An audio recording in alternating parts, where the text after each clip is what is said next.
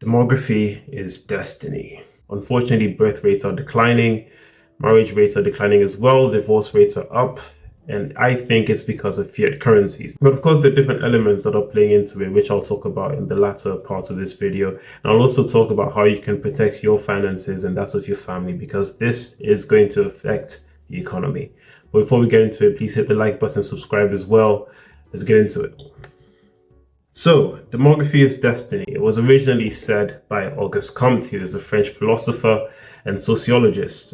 Basically, what this means is that a country's future is determined by the size and composition of its population. So, I'll talk about this in the next slide. It's basically a population pyramid. It goes from 0 to 17, 18 to 25, 26 to maybe 35 or so on all the way to 65. And basically what you want is a larger base. You want a larger base because it means that more kids are being born, which means there will be more workers in the future, and the workers will be able to pay the pensions of the elderly, of the retirees.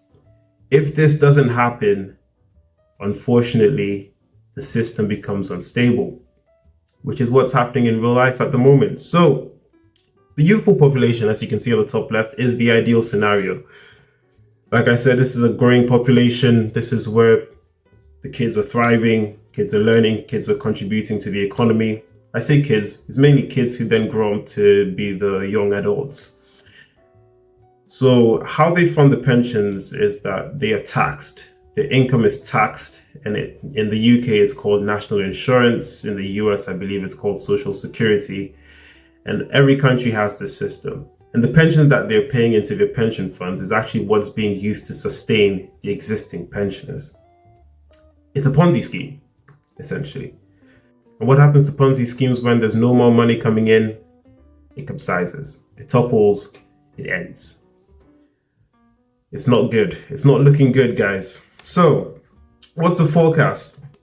According to Our World in Data, it says that we are tending towards an aged population.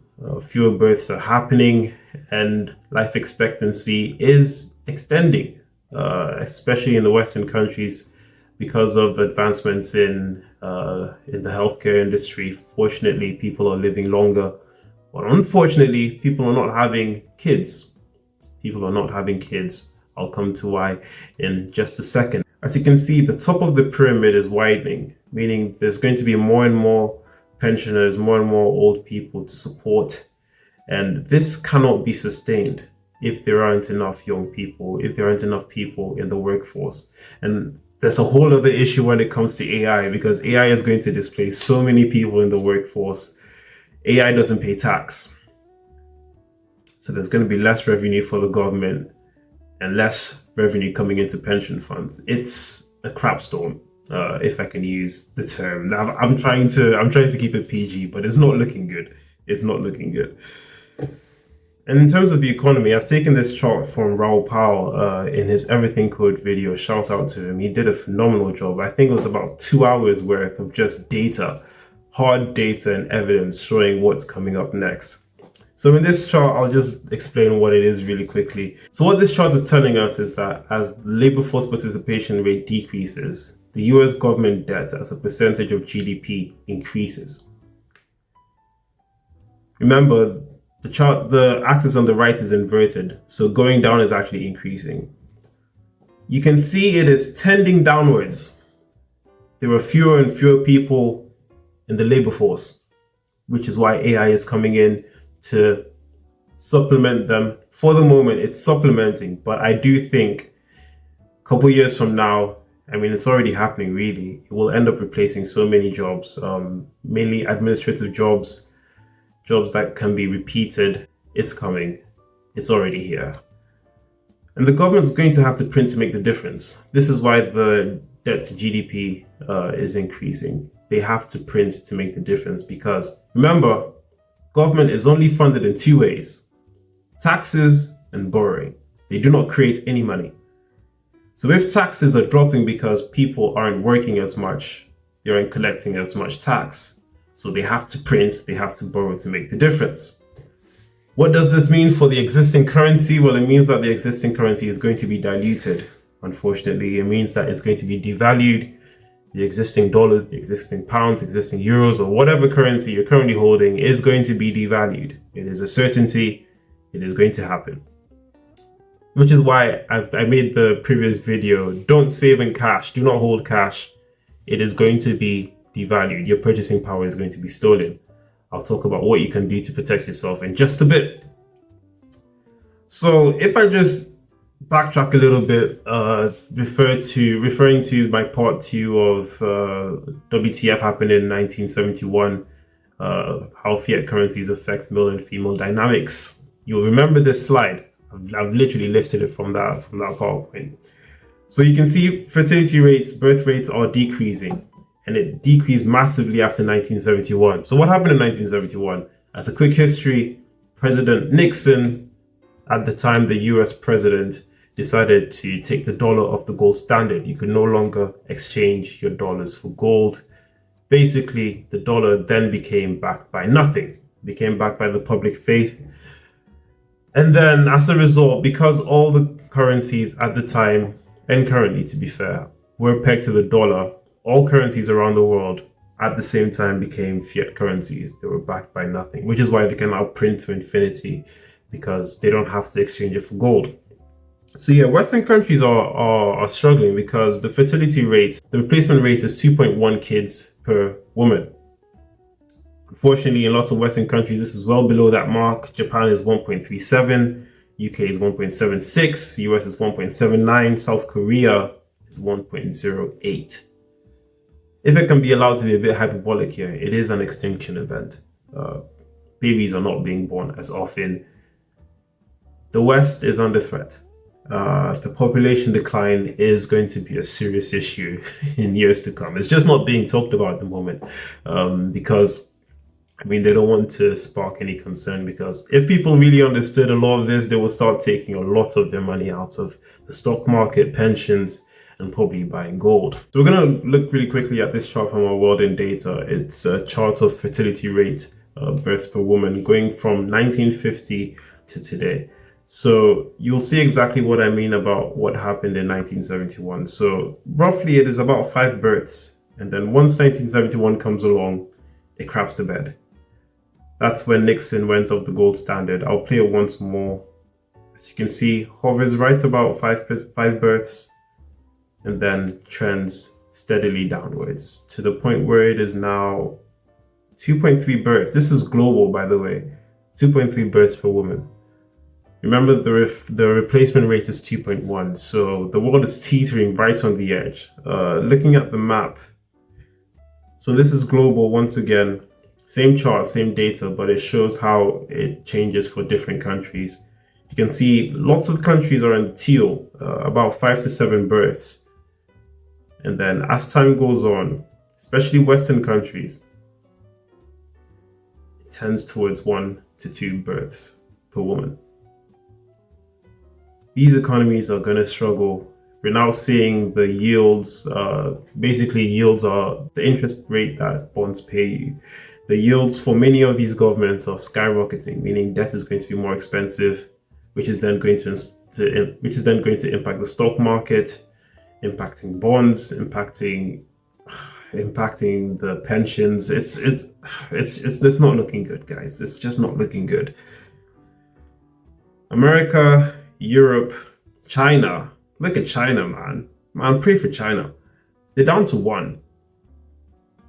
Talk about one-child policy. It's coming back to bite them. Lots of these countries are now trying to incentivize more people having kids. They're trying to offer a certain sum of money to new families to help them on their way. I just think it's a bit too late. I really do think. I don't want to be too down and disheartened about it, but something this big on this macro scale, it takes more than a generation to reverse, unfortunately. And of course, 1971, another element was divorce rates skyrocketed because finances is top of people's mind. Look, listen, if anyone tells you finances are not a top reason for divorce, they're lying. Lots and lots of divorces have cited finances or poor finances as a reason for the divorce. And of course, inflation is causing a strain on households. They can't really afford to take vacations. They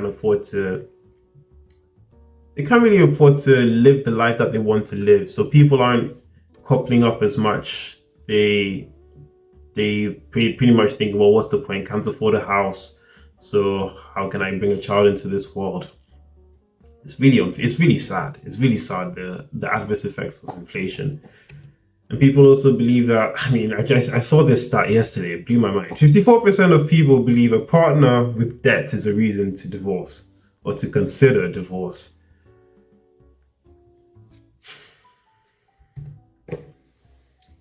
And there's this element, Maslow's hierarchy of needs. I'm just going through pretty much the slide from that part 2 of WTF happened in 1971. Physiological needs. Many people are operating on that level, the lowest level, the base level. Air, water, food, shelter. People are just trying to survive because of inflation. Inflation is stealing their purchasing power. It is stealing their future. So they have to work more, they have to work longer to afford the same standard of living. So it's tough to feed another mouth, really. It's quite unfortunate, to be honest. That being said, there was a great conversation I had with an account on Twitter, 471TL. He is one of my favorite accounts on Twitter, to be fair, so do be sure to check him out. Follow him on X. Follow me as well on X. I engage in a lot of conversations like this that involve just thought-provoking things about the economy. So I'll just go through what I said. Fiat currencies, in my opinion, are a leading cause of decreasing birth rates. But he took a different stance. He believes that it has nothing to do with the economy. As we can see in war-torn countries, Syria, Iraq, people are having kids. So it's not necessarily about the physiological level of Maslow's needs. In this sense, it means that people want to procreate because they're under threat. Under threat of war, they want to make sure that the genes survive, which makes a lot of sense. It makes a lot of sense. In my view, inflation is a silent war, as I said below here. It is a silent war. It's a silent war on people's finances, on people's future, people's prospects. They cannot afford the luxuries of life, so they feel like they can't bring kids into this world. And because it's a silent war, they don't have this urge, they don't have this impulse to procreate. That's why it is so sinister. That's why inflation is so sinister. And yes, the next element he went into was also about microplastics. Unfortunately, microplastics, as a result of industrialization in the West, is causing infertility in both men and women. So that's also the element. That's also another element of it. Like I said, this is multifaceted, so there's so many other reasons. Social media usage, the loneliness epidemic is driving more and more of the youth to spend more time alone. Unfortunately, there's things like porn. Unfortunately, both men and women get addicted to porn. It then decreases their drive, it decreases their impulse to meet someone, to procreate, to have kids. So many other things. In the culture, the celebrities, people who are celebrated, are usually the singles, the independents, the promiscuous people. It is not the 9 to 5, is not the settle down with one person, have a kid, or have kids, hopefully, like I said, more than 2.1 for replacement. It is the more promiscuous, more out there partying sort of lifestyle. So it's a lot of things. It's not just about the economy, but the economy, the finances does play a large part, in my opinion, about it. Like I said, follow him on X, follow me as well. We have great conversations on there. Shout out to you, by the way. All right, to wrap it up, what can you do to protect your finances? Because like I said, pensions are going to be under attack. Unfortunately, governments just cannot fund the pension plans at the moment. They are insolvent. Please watch that video I did on the US Treasury is insolvent, because it's important. They are insolvent. The money just simply isn't there. So they're going to have to print it, which will devalue existing dollars, existing pounds, existing euros, and just any and all currencies that are out there. So what can you do? Invest in gold and silver, save in gold and silver long term. Get your money out of banks, because banks Banks are in trouble, guys. They are in serious trouble. They are underwater. Please, any long-term savings, just get it out of there. Invest in gold and silver. Gold will grow your wealth. To be fair, gold is wealth, so it is actual money. So invest in that. If you want to sustain your lifestyle for barterability, invest in silver. Do be mindful of the 20% VAT though. But yeah, go for gold. Gold sovereigns, gold Britannias in the UK, they are CGT free. So they're capital gains tax free. You pay taxes on stock gains. You do not pay any taxes on gains in the gold price. And gold is currently averaging about 10% a year in the UK. So it's a very good investment, by the way. It's outperformed the S&P this century, so since 2000. So it's a very good investment in my opinion. I'm in there. I've already seen what's down the road, so I put my money where my mouth is really. So I can only recommend it. Thank you guys very much for watching. I hope you found it informative. If you did, please hit the like button and subscribe. And I'll see you in the next video. Peace.